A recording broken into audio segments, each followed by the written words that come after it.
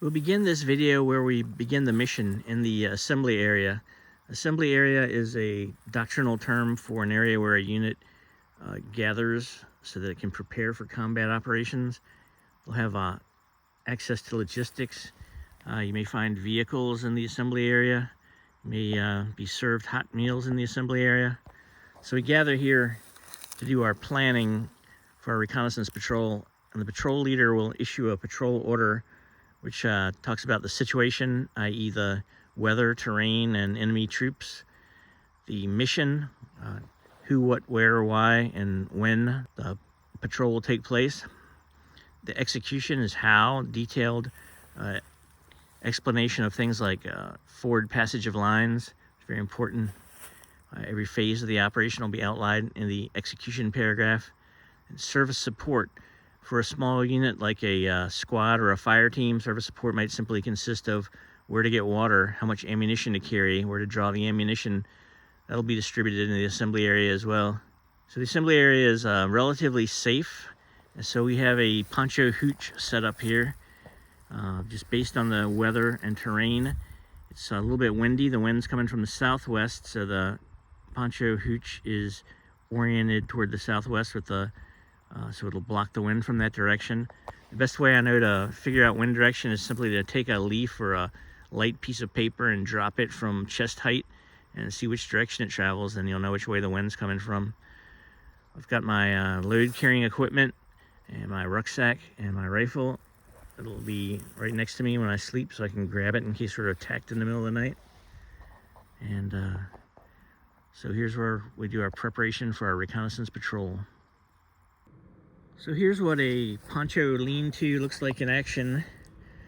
Using my rucksack as a pillow, got my bivy bag and sleeping pad spread out. And then sheltered from the rain is my load carrying equipment, my rifle, night vision goggles. Here's what it looks like from the backside. Everything protected from the wind and rain. And only the feet of my Gore-Tex bivy bag sticking out a little bit, but that's okay if that gets wet. Speaking of vehicles, one thing we used to do in the Army was chock our tires, especially in mountainous terrain when the vehicle is oriented downhill. You want to depend on the emergency brake to keep the vehicle from rolling over you or rolling off a cliff. If the patrol is going to last for a long period, more than 24 hours, the patrol members may want to establish a patrol base. And that is basically a lying up place where they can hide, rest, perform administrative tasks such as weapons maintenance, just things like that. Basically a secret camp. You want thick terrain that the enemy is not going to stumble across. So for example, here we've used a very thick pine thicket. The patrol base should be away from roads, anywhere that's like the shortest point between two occupied areas, such as small towns, away from any type of trails, or what we call lines of drift. And lines of drift can be ridges, just easy places to walk. We want to put the patrol base someplace where civilians and soldiers are very unlikely to stumble across it. Another requirement for a good patrol base is overhead concealment. That's how you avoid detection from aircraft or drones or even satellites. As we get close to our objective, we may not want to be encumbered by a 50 to 100 pound rucksack. So one thing we might do is cache our rucksacks in a objective rally point. And when we want to find those rucksacks again at night, one trick is to mark them with an infrared chem light. Infrared chem lights, of course, emit only light which is longer in wavelength than that which is visible to the naked eye and can only be seen with night vision equipment. If we're fighting an enemy who has night vision equipment, we may or may not want to use infrared chem lights. Another technique is simply to place the chem light in a known direction and distance from the rucksack cache. So I could place the chem light 100 meters and 45 degrees northeast of where my rucksacks are. And then I could simply use my lensatic compass to navigate to the cache using my azimuth and pace count. Based on the weather forecast, it's not going to be windy and it's not going to rain. So what I've chosen to do with my poncho is just to stake down all four corners and make a nice comfy and quiet surface for me to sleep on tonight in the patrol base. Now, if I were part of a large patrol, obviously everybody wouldn't sleep at the same time. Maybe 50% of the people would be sleeping and 50% of the people would be up and armed and alert, pulling security. So in the military, every task is supposed to have a purpose. They wouldn't just send you out on a recon patrol without some specific information that you were trying to obtain. So let's pretend for this mission that we're supposed to watch a road. It's a named area of interest, which is a doctrinal term which just designates a place where there's an information requirement. So for example, if we were in a war involving tanks and armored personnel carriers, we might want to know which road the enemy was going to take to attack us.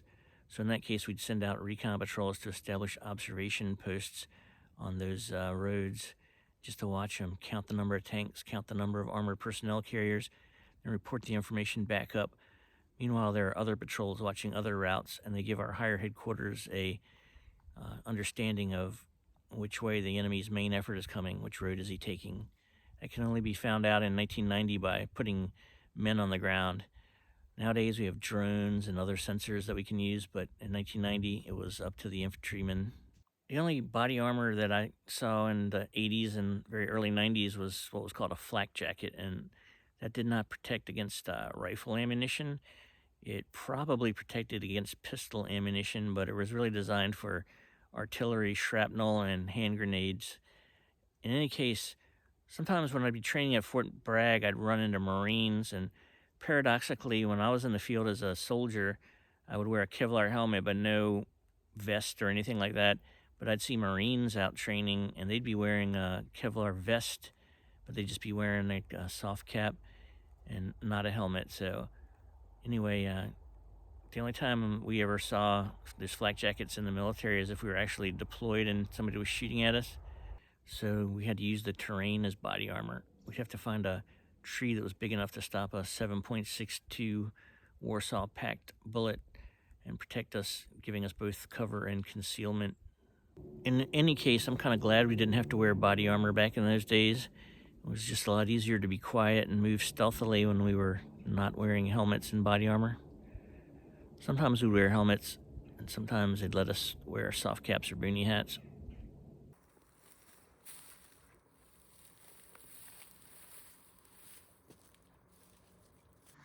Hey, do you see that? There's the road we're supposed to watch.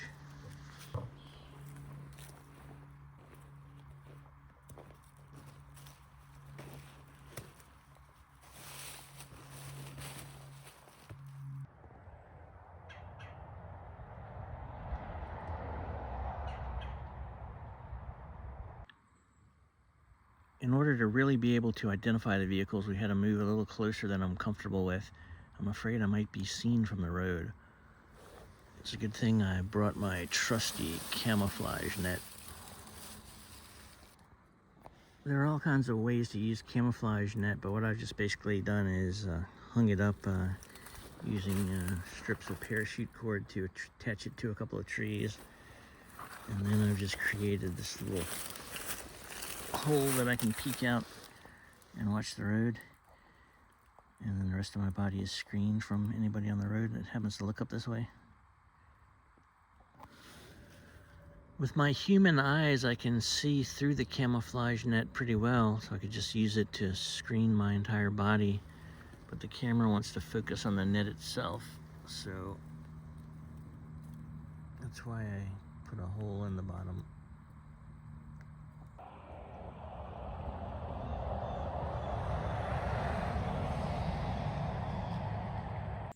So after watching that road for 18 hours, we're back in the patrol base, getting ready to conduct our passage of lines to the rear, back to the company assembly area. As a result of our patrol, we were able to transmit to the higher headquarters that the enemy was not using Route Blue as their primary axis of advance, and as a result, the brigade was able to concentrate its indirect fire and close air support assets along Route Red, completely decimating the enemy as they moved down that route. It was a good patrol. Good recon patrols result in information gathered without contacting the enemy. We didn't see any enemy, and that's the way we liked it. Hey, thanks for coming along on my retro 1990 Blast from the Past recon patrol. Hopefully old, new, and future soldiers got a kick out of this. And if you'd like to see more content like this, don't forget to hit subscribe and like. It's a very small channel, and I'd like to get a little bit bigger.